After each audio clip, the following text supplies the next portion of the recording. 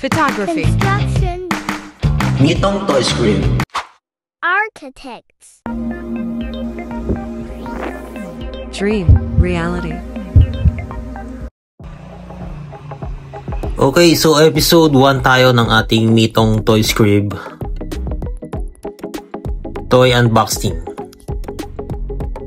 So unboxing tayo ngayon ng Sakazuki Akainu Pop Scale Brainhole Studio. So marami tayong i-unboxing ng mga resin statues dito sa ating channel. So episode 1 pa lang ito, kaya stay tuned sa ating mga unboxing videos pa.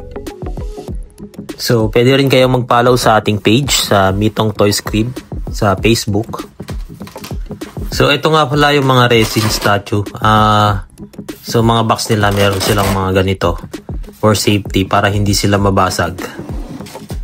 So dito iniingatan natin talaga yung pag-unboxing kasi medyo maselan yung mga resin statue natin. And meron din sila niyan yung mga license nila nasa loob. Yun. So binibidyo din natin siya para makita natin yung mga location ng every parts kasi mahirap yung pagbabalik din ng mga parts nito dito sa box, lalo kung may mga maliliit na ganito. Maliligaw talaga tayo ng mga paglalagay niyan kasi hindi pa natin siya dinidisplay sa glass shelves. Yung iba kasi walang space, so binabalik natin siya sa kahon. And ito yung mga parts ng ating Sakazuki Akainu. So madami siyang mga maliliit na parts ng mga apoy-apoy sa kanyang katawan. So which is maganda naman. So detail na detail yung ating Pop Scale Brainhole Studio Sakazuki Akainu. So medyo mabusisi ito compare dun sa mga statue na unbox natin dati. So magre-recap din tayo ng iba nating statue. Meron tayo ditong malaking Magellan.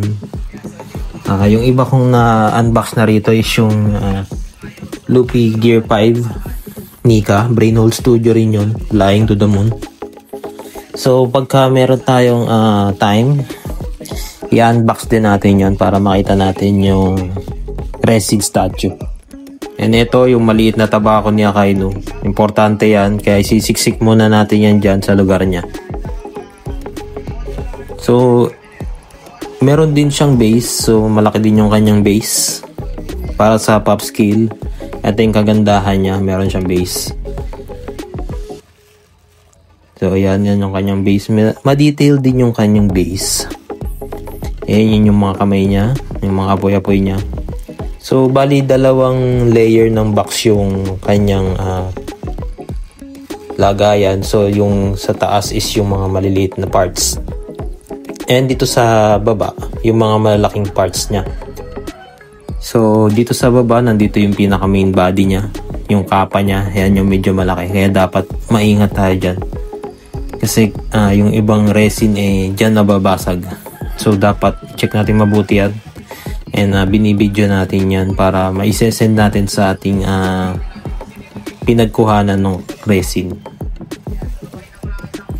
And nandito rin yung isang kamay pa niya. So yung kamay niya meron siyang malaking laba. So nandito siya sa part na to nakalagay. And meron din siyang dragon na laba na ilalagay doon sa kanyang base. So dito assemble tayo.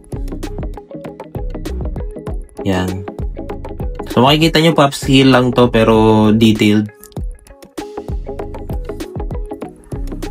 Yan, assemble natin. Labas natin yung mga malalaking parts.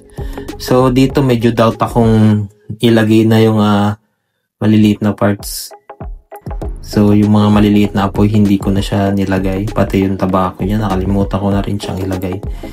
Pero ito na rin yung pinakakabuuan niya. Kung makikita nyo, napakaganda ng kanyang statue. And that's it. Binalik na rin natin sa kanyang kahon. So follow lang kayo sa mga susunod nating unboxing videos. Thank you!